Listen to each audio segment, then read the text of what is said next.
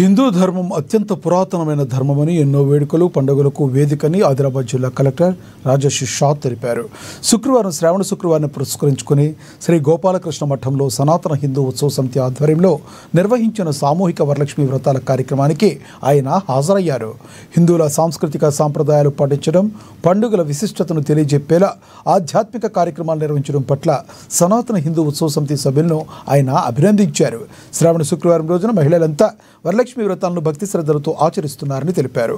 పిల్లలు కూడా ఈ పండుగలు ఆచార వ్యవహారాల గురించి చక్కగా వివరించాలన్నారు.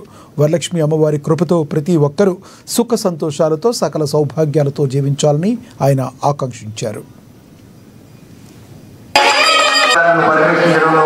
ఈ కార్యక్రమంలో ఈరోజు మేజర్గా మీ అందరికీ తెలుసు, మనం ఇందాక ఆర్డీ గారు కూడా చెప్పినట్లు మన ఈ శుక్రవారం సంబంధించిన ఈరోజు వరలక్ష్మి మహావ్రతం.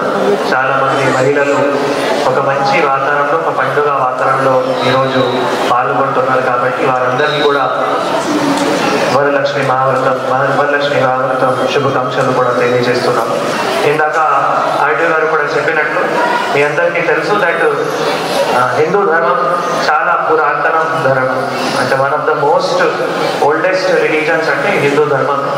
మనం ఏ స్థాయిలో ఉన్నా, ఉద్యోగం కావచ్చు, ఒక బిజినెస్ కావచ్చు, ఏమైనా రంగంలో ఉన్నా మన సంస్కృతి, మన సంప్రదాయం తప్పకుండా మనం పాటించుకోవాలి.